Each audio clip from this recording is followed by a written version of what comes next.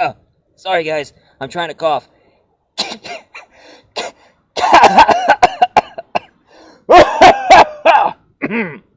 Oh, finally. Got a little something stuck in my throat and I had a hard time trying to cough it out. Anyway, hey everyone. Guess what time it is? Friday the 13th. Can you believe it?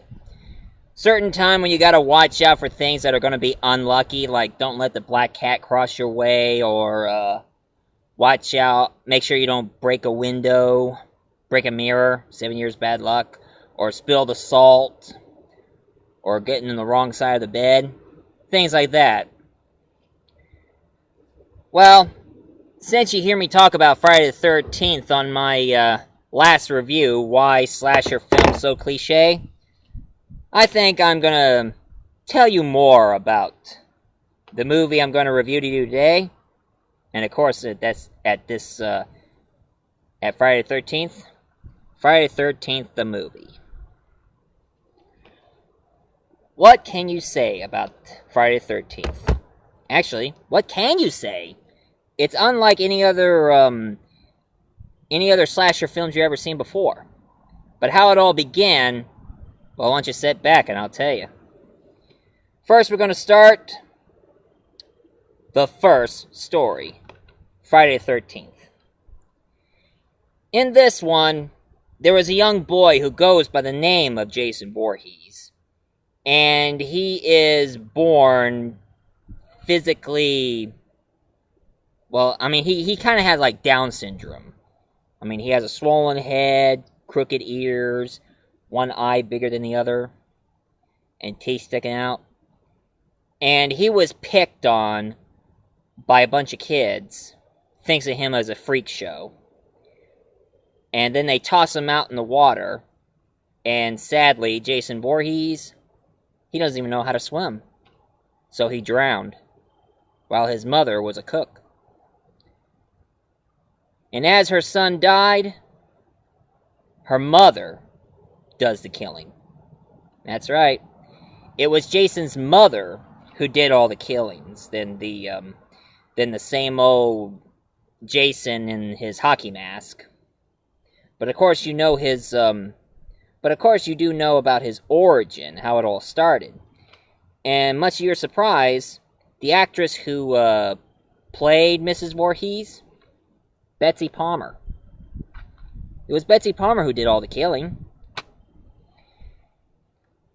And the reason why she takes revenge on the counselors and why the counselor didn't save Jason is because all those counselors, they were teenagers and they were too busy.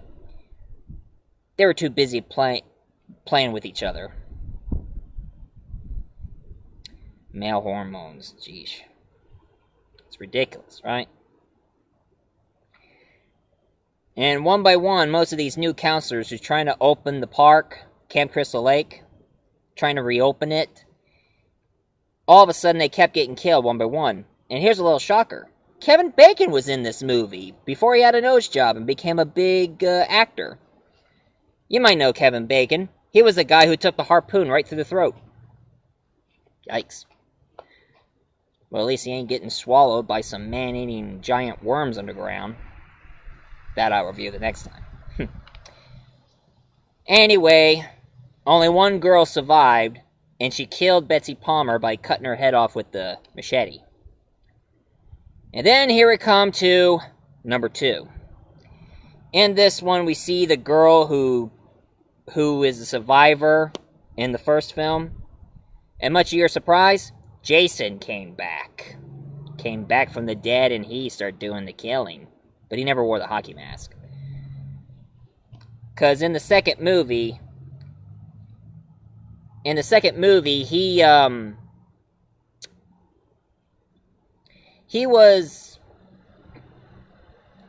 just wore a sack over his head with one eye hole, kind of like Elephant Man, wearing overalls and all. And he was doing most of the killing until one girl survived. Again, another girl.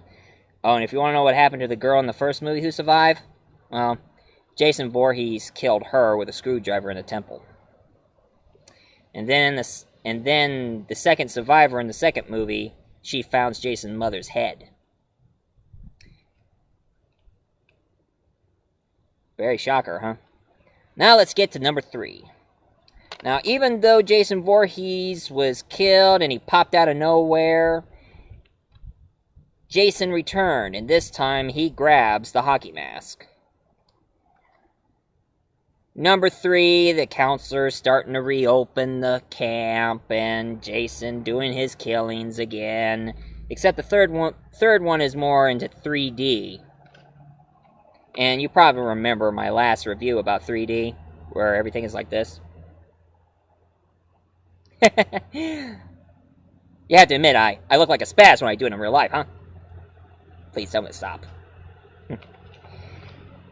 And then the fourth one, that's when you start to notice Crispin Glover was in it, but he plays one of the victims. And also Corey Feldman was in it, and he was a little kid at the time. But throughout the whole movie, he turns out to be the survivor. He saves his mother by killing Jason with his own machete.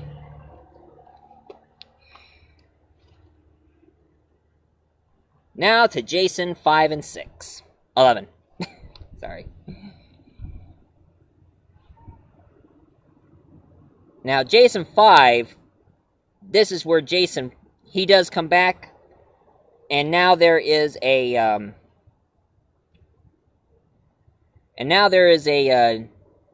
and now Corey Feldman's character, he grew up, and from his story, he ended up in an insane asylum. He must have gone crazy after killing Jason. So he ends up in this one house where they take all the patients who are being cured into this one home until they're ready to be by their own home.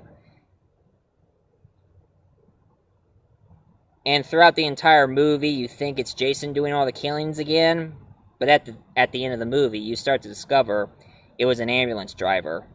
Turns out, one of his crazy sons got axed to death by one of the lunatics, so he wanted revenge for them not keeping their eye on his son. And then here comes the sixth one, Jason Lives. Now, they took a little bit of reference out of Frankenstein, because he has that metal rod stuck into him, and it's the same character, but played by somebody else, playing Corey Feldman's character.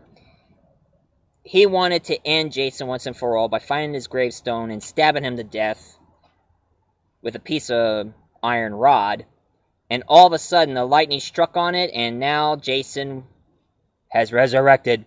He's alive! He's alive! Doing his killings again, and as usual, it's up to the kid to save the day, and blah blah blah. Now you see, now I'm getting kind of a little tired of the whole cliche of slasher films. Anyway, now moving right along to 7 and 8.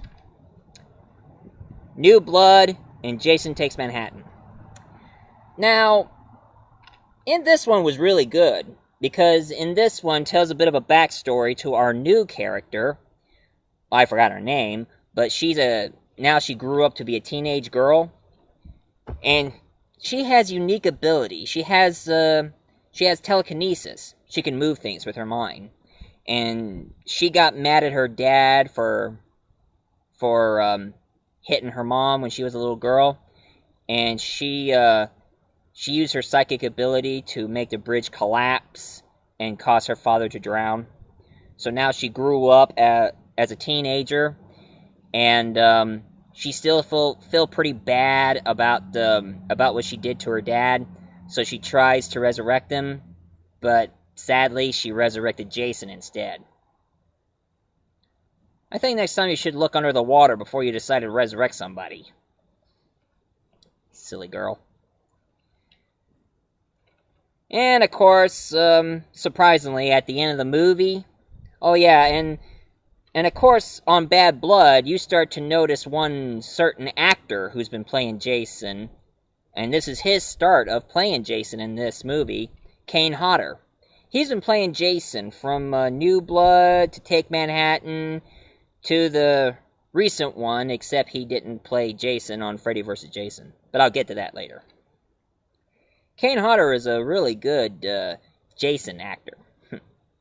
Anyway, the most shocker on New Blood, it was pretty surprising.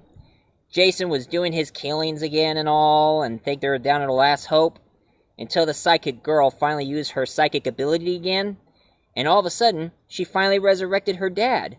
And the coolest thing of all, her dad saved her life.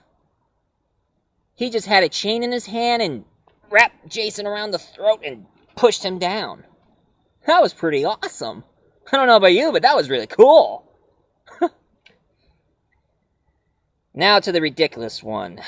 Jason Takes Manhattan. In this one, Jason got resurrected again. And this time he takes a boat who is going all the way to Manhattan. A group of teenagers who is supposed to be on a school trip.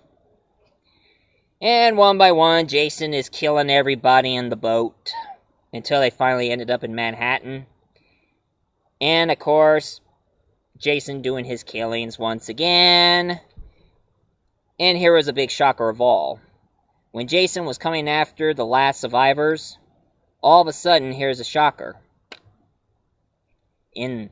At the end, the toxic waste, because they were in the sewer, toxic waste was ready to go through the sewer, since the sewer guy warned them about it.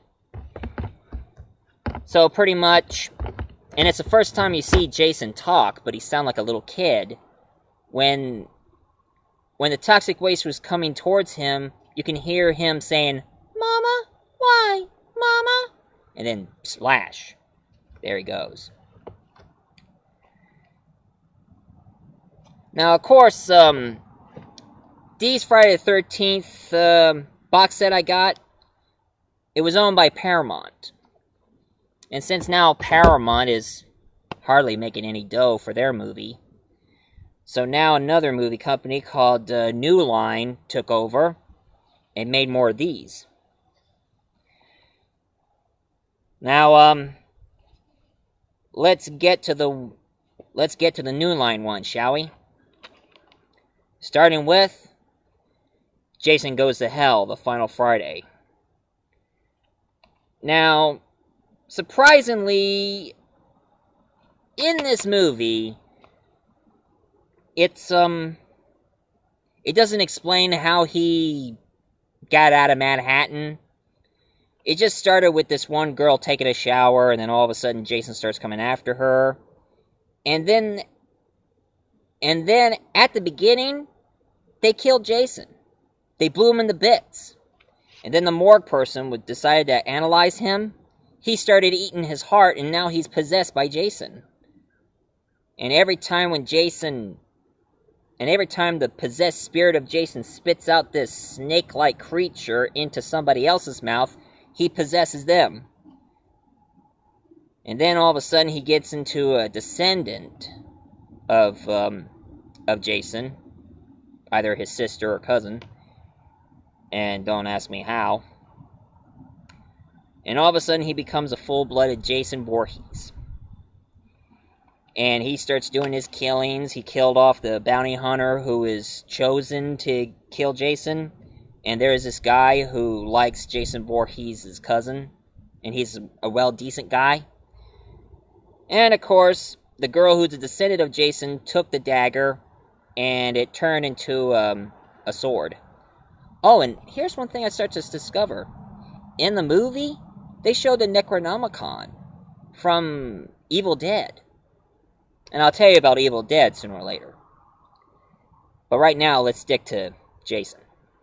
Anyway, after she stabbed Jason, you see tons of hands coming out of the ground, pushing him underground. And that's why it's called Jason Goes to Hell. And then at the end, here's a big shocker of all. All of a sudden, you see Freddy Krueger's claws come out of the ground and grabs Jason's Mask. Hint, hint. Freddy vs. Jason. But they skipped that one and decided to make another one, which I say it's a good movie. And this one is more than a horror slasher film. It's also a sci-fi one. And this one is called Jason X. And you're going to meet two of the cast from that sci-fi show called Andromeda. They're in this movie. One plays a robot and the other one plays a survivor. And how did Jason get into space? Well, here's a backstory. That one girl who plays the survivor, she decided to have Jason Voorhees frozen until they found a way to get rid of him. And as she finally trapped him in that freezing process, his machete stabbed her. So now her and Jason got frozen in time and they wake up into the future. And now they're in space. And they found Jason too. And sadly, he starts rising and starts killing everybody in space. Oof. But the coolest thing of all is that other actress who plays the android. The other actress who is Andromeda, she plays an android in this movie. And the most awesome thing she did, she suited herself up with a bunch of guns. And guns was blazing. I mean, just like pow, pow, pow, pow, pow, pow, pow, pow, pow, pow, right at Jason. Until the micro ants probably made him all high class, like on that other side of him, all metal and all. And that's what led to that comic book they made called Jason vs. Jason X. New Jason versus old Jason. And then here we go to the latest one so far. Freddy vs. Jason. Place your bets! Oh man, I tell ya, I've been waiting for so long to see this movie. And I was rooting for Jason because I never did like Freddy. Now, I was never into Freddy. I mean, if you ask me, Freddy Krueger can kiss my butt. Even he can kiss it in my dreams. Anyway, this was a good movie. Some people say it's too gory, but I say it's so-so. But the fighting was awesome. It was absolutely awesome. I mean, I didn't care much about the whole thing going. I was more interested in the one-on-one fight between the two slashers. And I also heard that there was an alternate ending, like I mentioned on my last video, that they were trying to connect with Hellraiser, where Pinhead from Hellraiser, you see, Jason and Freddy are fighting in hell, and Pinhead stopped them and say, "What's going on here?" And we're planning Freddy versus Jason versus Pinhead. And sadly, that never catch on. And they were planning Freddy versus Jason versus Ash from Evil Dead, but I'll tell you about that later. Instead, they decided to do a comic book series instead. They took the script from that movie and decided to do a comic book series. And of course, the franchise of Jason, it's still going. Long time ago when Nintendo was made, I got this. Friday the 13th for the NES. Now, I thought you'd be playing Jason in this game, but you're not. In this one, you'll be playing one of the counselors. And all you gotta do is you gotta save your fellow counselors and the kids from Jason before it's too late. And you gotta watch out for a bunch of zombies, wolves, and bats throughout the whole journey. And at the end of the game, you deal against Jason's mother, who's a floating head. It's kind of a silly game, but kind of enjoyable to watch than it is to play.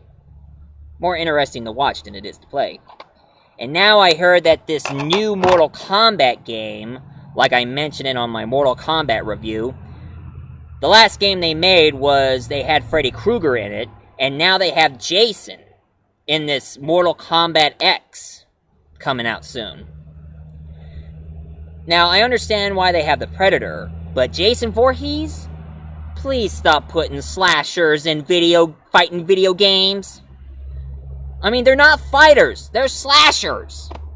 Sheesh. And of course, I heard there's an independent Friday the 13th movie coming up.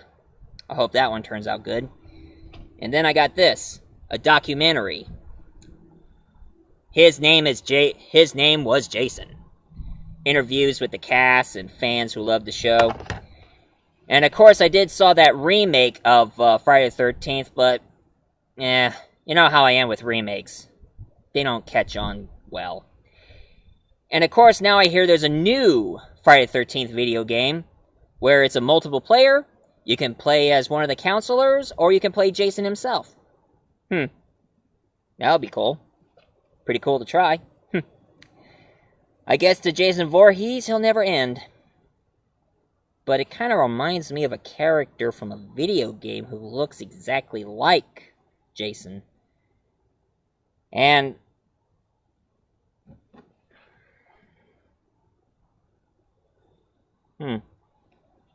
never wore this thing before.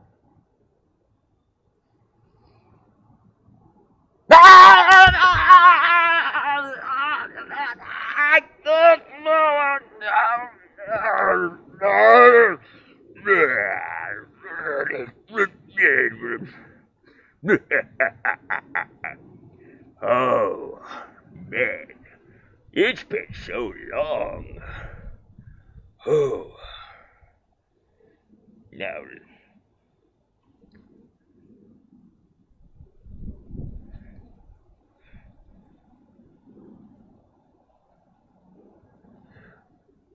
Now, let's see what's going on here. Oh yeah, Friday the 13th. Huh. In the game, that was a flop. Now, let's see.